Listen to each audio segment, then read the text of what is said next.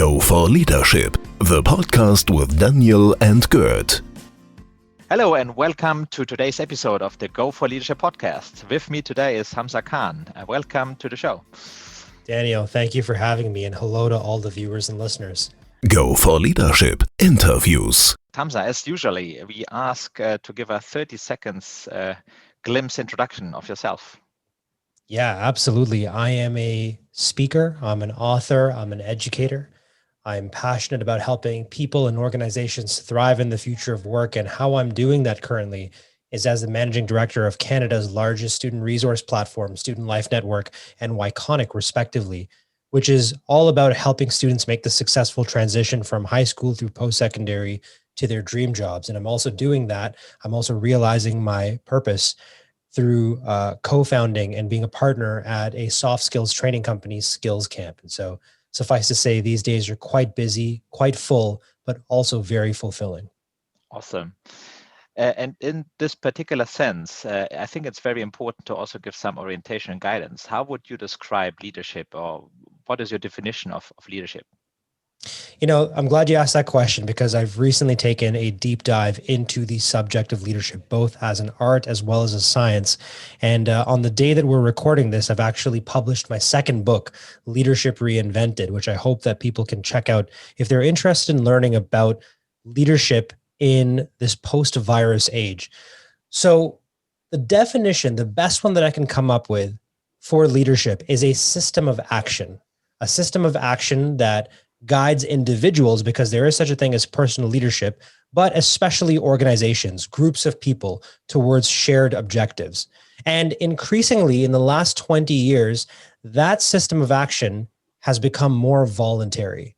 I think once upon a time, certainly for most of history, leadership could be something imposed. It could be something demanded and extracted. People could be conscripted and forced to meet the aims of the leaders. But that style of leadership, that avoidant, aggressive, autocratic style, is breathing its last breath. And I think that the COVID-19 pandemic has exposed ineffective styles of leadership all over the world. And any leader who is insisting on what Douglas McGregor has coined the Theory X style of management won't be effective moving forward. And so this is a call to any leader right now. If you're not taking a human-centric, values-driven, self-disrupting, and change-friendly approach to leading an organization, leading yourself, the chasm of time is where you might find yourself. Hopefully not. So the clock is ticking, and I like that kind of definition, Hamza.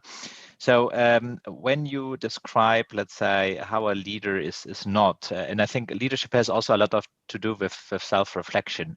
How would you, let's say, or what advice would you give those, let's say, classical leaders to evolve? Because I think there are still out there, there's some out there that have recognized that with their way of thinking, their way of attitude, they won't last and won't succeed. So for those, at least there's a little hope. What would be your recommendation? Yeah, there's something that I learned about quite recently. Well, at least in the process of writing the book, researching the book, it's something known as optimism bias. It's this idea that everyone thinks that bad things happen to other people. Everybody thinks that their organization is going to be fine, that their health is going to be great, that they're going to achieve success, and that failure and devastation and losses happen to everyone else. But COVID-19 has shown us that bad things can happen to everyone, to every organization, regardless of your station in life, your ability, and your insulation from stress and adversity. So my recommendation would be to get real about your organization's life cycle. Every organization, regardless if you are a Fortune 500 company or a young startup, you are going to go through the exact 4 stages of a business cycle. Every business is introduced, it gets a surge of attention, and then it grows. You engage in the activities that bring about early success. And then once you find your business model, you mature. Now, as you mature, you plateau. And you have to decide then as an organization at the 4th stage, are you going to renew yourself and restart that curve all over again, or will you decline? If leaders are listening to this right now, and they're concerned that they're not going to be able to renew their organization, I would encourage you to listen to that feeling. I would be worried about you if you didn't think that your organization could fail. If you don't think your organization could fail, let me just name a couple of people who also thought their organizations would not fail. Theranos, Elizabeth Holmes, Adam Newman, WeWork, Travis Kalanick, Uber, Steve Ballmer, Microsoft. I mean, I could go on. These were all leaders who got caught up in the belief that the way that they were doing things was in line with the external environment. And in the words of Jack Welch, ex-CEO of General Electric, if the rate of change on the outside of the organization exceeds the rate of change on the inside, the end is near. So what you want to do if you're a leader right now is prepare yourself today. Start doing things on a daily basis that ensures that the inside of the organization is changing faster than the outside, and you won't have to worry about making the difficult decision to renew your organization when that inflection point does appear. And if you're not changing the inside of your organization, then not only will you miss that opportunity, but you will actually make the wrong decision once you're forced to change. In other words, change before you have to. And I like that. I always have brought the analogy that when you are in the middle of the room, you have choices, big corner to pick. If you are in the corner, you can't pick any option. You are already in the corner and cannot pick any other opportunity. I love that. Then. I love that. That's great. And I think that it is very important to have sensors, like you said, for change to come. And I think the best sensor that the leader can have is his employees that are on the front line, listening to clients, listening to service calls, dealing with different kinds of forces.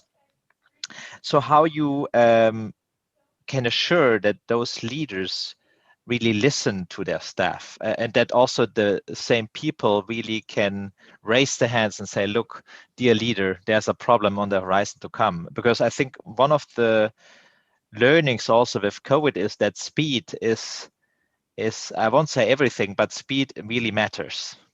Absolutely. Absolutely. So there's two examples I want to give you of leaders who've operationalized and maximized the value of empathy. So we think about the ex-CEO of PepsiCo, Indra Nooyi, absolute legend in her field, a pioneer in many ways, and revitalized and energized the PepsiCo brand.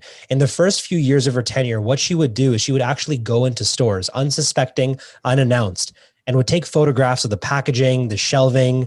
I mean, remarkable stuff. Talk about somebody that understood that you can't just be a leader. You also have to be a practitioner. You have to be a consumer. You can never get far away from the end result of what you do.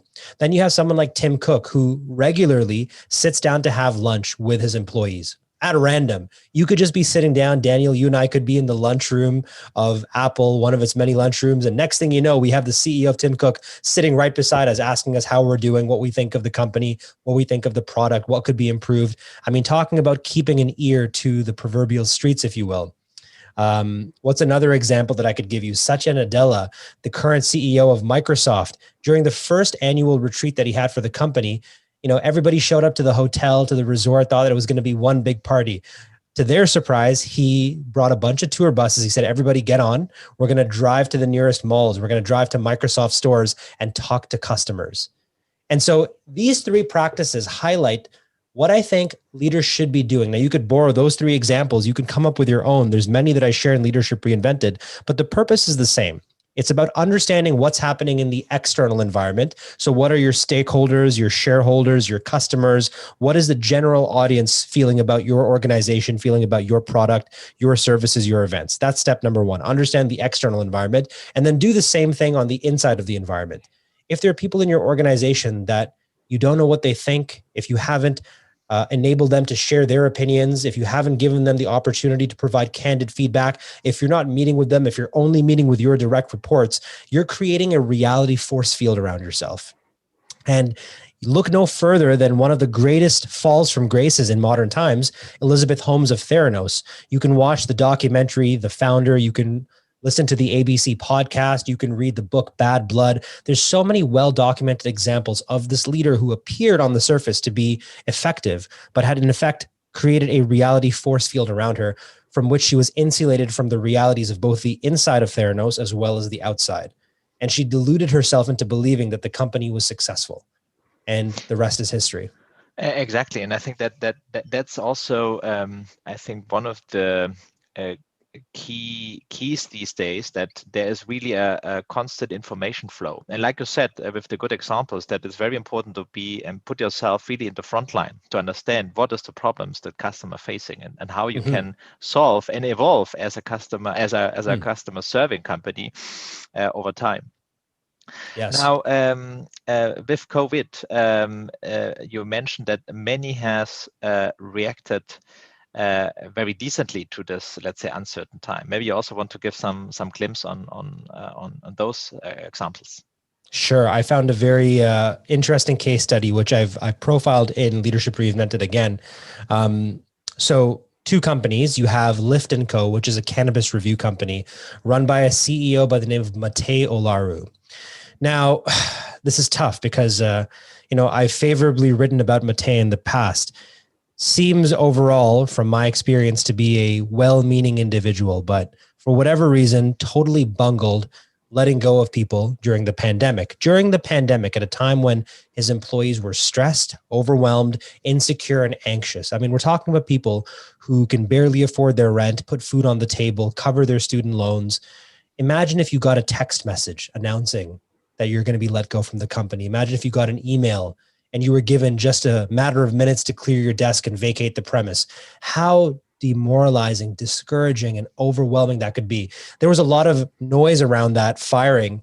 I think Vice published an article called "This is How We Get Fired During the Pandemic, Alone and Through Text Message," or something like that. But basically, the idea was highlighting how inhuman, impersonal that style of leadership is. And if you can go on glassdoor.com and look at the reviews of Lyft & Co., you will see that, people aren't very fond of this leader. He has very low approval ratings. And there's actually a campaign within the organization to oust him as the leader. I mean, this is not how you want it to go down. Now you contrast that with Brian Chesky, the CEO of Airbnb. Look at how Brian let go of his staff during the pandemic. Like many organizations, he had to let go of a lot of people. How he did it, the message came from him. It was in a meeting. It was personal. It was empathetic. And it was reminding people that this has nothing to do with you. You're a wonderful employee. This has everything to do with the realities of the hospitality industry. And then on top of that, created a page where they would list all of the employees, showcase their skills, and work to make sure that they were placed in other organizations, gifted everyone their company laptop, gave them generous severance, left their lines of communication open, and said, "You can talk to me personally."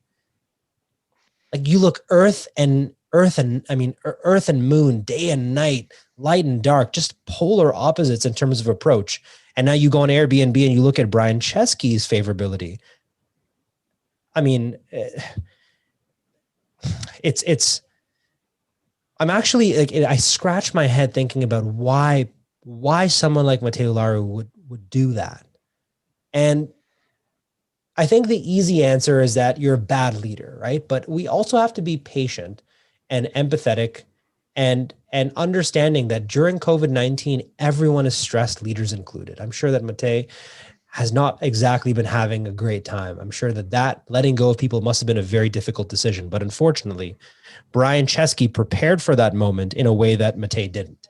And I think that's at the heart of my leadership philosophy. As a system of action, it has to be practiced every single day so that when you're forced to make a decision under duress, especially, and leaders are forced to make decisions under duress all the time, that they can trust that their subconscious routine will allow them to make the right decision in those moments. And I like those two examples because at the end, it's the same result, but there's different ways of doing it. With respect, with integrity, with, let's say, with all strengths to overcome this difficult situation, and just not to do it. And I think as a leader in particular, you always need to put yourself as the last one who eats, and also the last one who let's say makes the light off. But I think Yes. in the same sense, it is very important to give all what you can do in this particular difficult times to your staff. So I like that example. Thank you. You mentioned one word, which is trust, and I think trust is also for me always the kid between humans. And as an employee, you trust the company that you are working for, as well the leader. Maybe you can also give us some insight of your philosophy between employees and leaders in particular.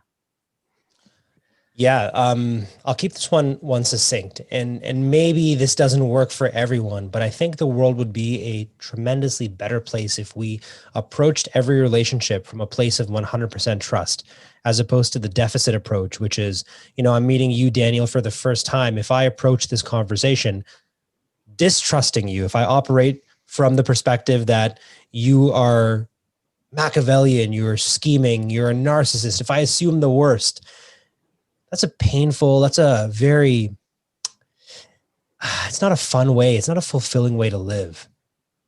And we're going to have to work extra hard. We're going to have to overcome so many obstacles to get to a place where we can flourish and thrive and bring out the best in each other. But I know that that's not what happened here. I came into this conversation expecting 100% that you are positive, you're incredible, you want me to succeed, you want the listeners and the viewers to benefit. And I've come into this, and hopefully your interpretation of my energy and my attitude has been just the same. And I get the sense already that this is a good conversation and that the listeners and the viewers are appreciating it. So we were able to jump right in and make something of value. So my advice when it comes to trust, for leaders to assume the best of their employees and for employees to assume the best of their leaders, especially right now in the middle of the pandemic when everyone is stressed. This is the corollary to Douglas McGregor's Theory X style of management. The Theory Y style of management assumes that employees are self-motivated, that they're driven, that they're hardworking, and that they want to succeed individually, but also to help the organization succeed. I have tried both styles of management. I have been managed by both styles of leaders. And let me tell you, the more fun, the more fulfilling, and ultimately the more successful of those two styles is Theory Y. I believe that too. Now let's switch gears a little bit, and Sure. You work with a lot of young talents. What is their aspiration, maybe one day to become a leader? Are there any aspiration, or do they have other focus? Maybe you can tell us a little bit about the next generation of leaders to come. Yeah, this is interesting. I mean, I every year look forward to Gallup's State of the Workplace report, and there's been a consistent trend, I'd say, over the last decade, at least the last 5 to 6 years, where the traditional markers of career success are continuing to fall. And those markers would be position, would be title, would be salary. Those are the things that motivated your mom and dad. Those are the things that motivated my mom and dad. The older generations were motivated by the corner office, the executive VP title, and the $200,000 salary. But you talk to any member of Generation Z, you talk to certainly people in our age bracket as well, Gen Y, I'm assuming, we want purpose. We want feedback. We want professional development. We want opportunities for growth. We want to feel like we're meaningfully contributing, not just to the organization that we work in, but through that organization, we want to also be improving our communities. We want to be improving our countries and the world overall. So that is certainly where I see this generation going. Now, does that include leadership? I think it's hard to avoid because so much of the last decade, at least, has been characterized by a lionization of, especially in the tech world, tech leaders, right? You see these stories all the time about the prodigy that drops out of university to start a company, and the leaders that make the headlines, the ones that are garnering massive amounts of public attention, are the leaders like Evan Spiegel of Snapchat, Kylie Jenner of Kylie Cosmetics. And, they're getting younger and younger and more successful and more independent. It just seems to be something that is in vogue right now. It's very cool. But heavy lies the head that wears the crown. And I can tell you this is somebody that has worn the crown at different organizations, is currently wearing crowns in different respects. It looks great. It looks desirable. It looks like something you want, but the realities of having it on your head are very different.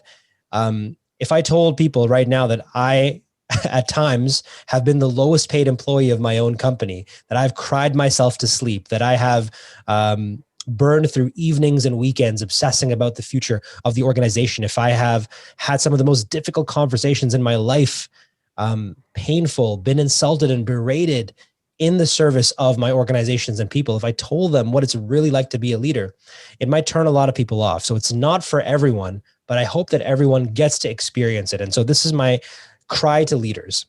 I would tell you that what happens in organizations sometimes is you hire leaders who look like leaders.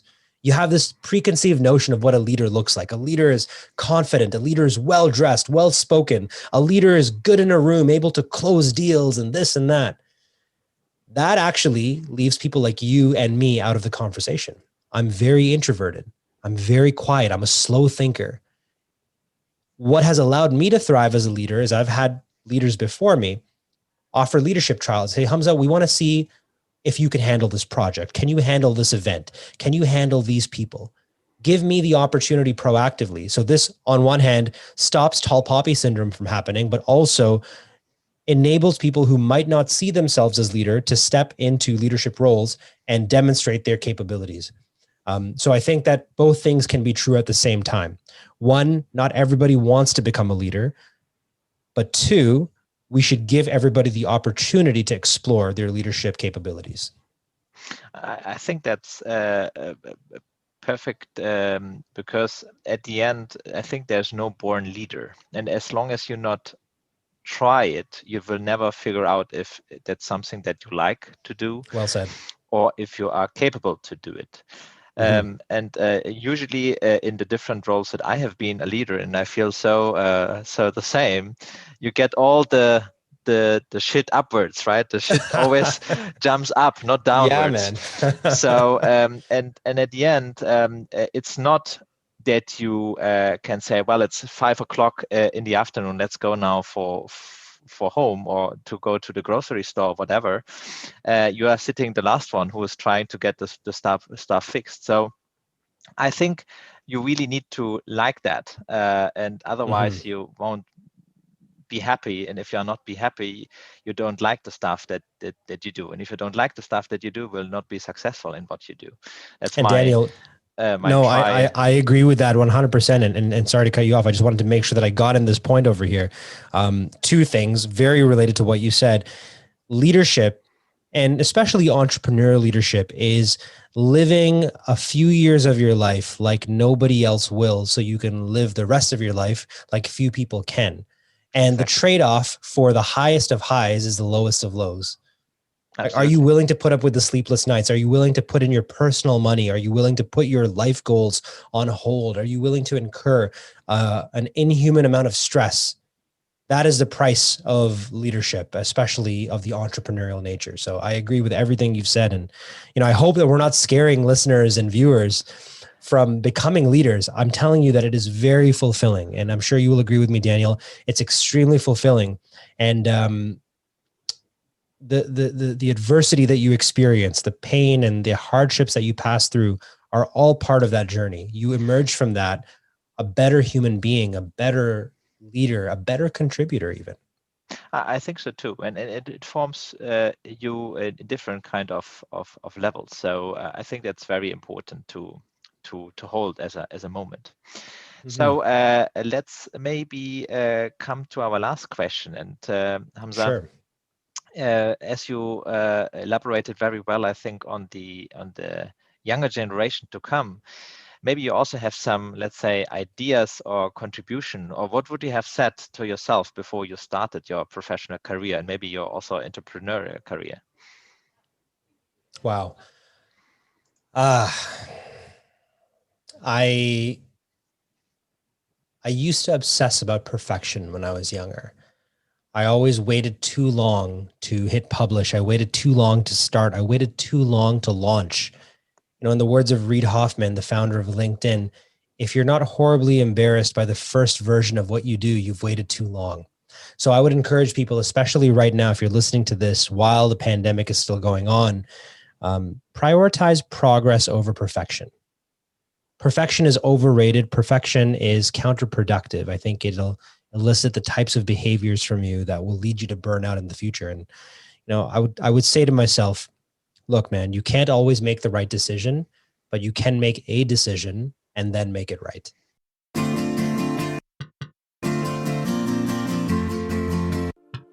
Go for Leadership, the podcast with Daniel and Gert. That's a great final statement, Hamza. Thank you so much for being our guest today.